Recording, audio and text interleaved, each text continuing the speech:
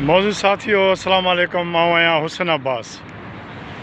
Election जीअं जीअं वेझो अचे पई तीअं समूरियूं सियासी पार्टियूं पंहिंजनि उम्मीदवारनि खे नॉमिनेट करे रहियूं आहिनि, टिकेटूं बि विराए रहियूं आहिनि ऐं ख़ुसूसन सिंध में GDA जे सरपरस्त ऐं हुरनि जे रूहानी पेशवा मोहतरम साईं पीर साहब पागारा साहब जी क़यादत में उन जे हिकमत अमली में GDA बि बहितरीन अंदाज़ में पंहिंजो सियासी हिकमत अमली तहत इलेक्शन जी तैयारियुनि में मसरूफ़ आहे। पर साॻी जाइ ते 15 साल इक़्तिदार में रहंदड़ सिविल आमिरती दौर ॾींदड़ पीपल्स पार्टी जंहिं टिकेटुनि जे विरासत ते तमामु वॾा इख़्तिलाफ़ मौजूदु आहिनि।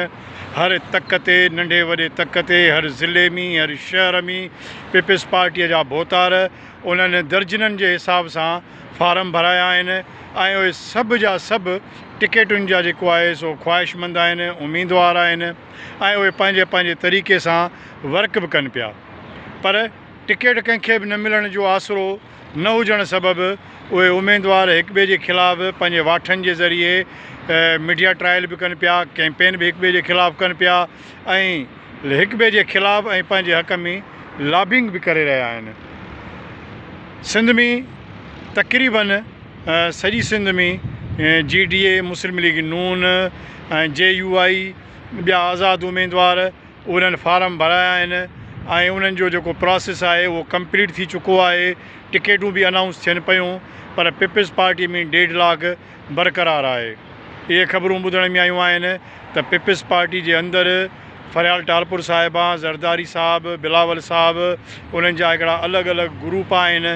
उहे पंहिंजे ग्रुपनि खे टिकेट ॾियणु चाहिनि था ऐं सिंध जे अंदरि जेके भोतार आहिनि जिन खे इहो तरसायो वियो त हिन दफ़े तव्हांखे टिकेट ॾींदासीं, उहे बि पंहिंजी लॉबिंग करे रहिया आहिनि ऐं शदीद परेशान आहिनि। पीर साहब पागारा जी हिकमत अमली हीअ आहे त सॼी सिंध में GDA में धड़ाधड़ माण्हू GDA में ऐलान करे रहिया आहिनि ऐं हिन दफ़े GDA खे सख़्तु तरीन पॉलिसी अख़्तियार करणी पवंदी। ख़ुसूसन साईं सदरुद्दीन शाह राशिदी साहब खे सॼे तकनि में वञिणो पवंदो, वर्क करणी पवंदी। ख़ुसूसन राणीपुर खैरपुर ज़िले में उनखे टाइम ॾियणो पवंदो। जेकॾहिं पाण टाइम ॾींदा, ख़ुसूसन पंहिंजे तक खे टाइम ॾींदा त मुमकिन आहे त पीपल्स पार्टी जे लाइ ॾुखायूं पैदा थी वञनि ऐं ज़रूरु थींदियूं। सदरुद्दीन शाह राशिदी साहब खे सिंध जा माण्हू चाहिनि था, पीर साहब पागारे खे सिंध जा माण्हू चाहिनि था। सिंध में सिंधी माण्हुनि जो वारिस पीर साहब पागारो आहे। इहा ॻाल्हि सिंध जे माण्हुनि खे सम्झणी पवंदी। सिंध खे चारो तरफ़ खां घेरो आहे। ईअं ई आहे जे सूर्य बादशाह जे दौर में सूर्य बादशाह जे दुश्मनी में ॿियनि सूबनि खां माण्हू घुराए सिंध में घेराव कयो वियो हो। हिन वक़्तु हालतूं उन खां वधीक ख़तरनाक आहिनि। सिंध जे माण्हुनि खे पीर साहब पागारे खे चूंडणो पवंदो। पीर साहब पागारो सिंध जो वाली वारिस आहे, उनखे ऑन करिणो पवंदो सिंध जे माण्हुनि खे ऐं यकीनन पीर साहब पागारो उन जी पार्टी हुर तनज़ीम इहे सभु शयूं जेके आहिनि उहे रेडी आहिनि। उहे मूव करणु चाहिनि थियूं इक़्तिदार जे लाइ। जेकॾहिं GDA खे इक़्तिदार मिलियो त सिंध में वॾी तब्दीली ईंदी इंशाअल्लाह ताला। पर पीपल्स पार्टी जा जेके भोतार आहिनि उन में टिकेटुनि में ज़ाहिर आहे उन्हनि जे रंधिणे में वॾो रोलो आहे ऐं सख़्तु इख़्तिलाफ़ मौजूदु आहिनि। उन्हनि में अंदरि खाने में जंग हली रही आहे। उनजो फ़ाइदो सिंध जे वोटर खे वठणु खपे।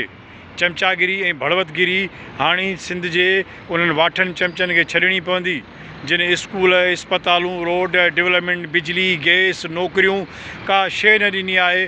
उन्हनि जे लाइ हाणे इहो बाज़ारो कमु बंदि करणु खपे। सिंध जे माण्हुनि खे सिंध जे माण्हुनि खे तब्दीली ॾांहुं वञिणो पवंदो ऐं तब्दीली सिर्फ़ु ऐं सिर्फ़ु GDA वटि आहे। मुंहिंजो हीउ चैनल हिनखे सब्सक्राइब कयो ऐं हिनखे लाइक कयो, कमेंट्स कयो, पंहिंजे दोस्तनि साथियुनि सां मुंहिंजे हिन प्रोग्राम खे वंड कयो, असां सां जुड़ियल रहियो। यकीनन सिंध में ज़रूरु तब्दीली ईंदी।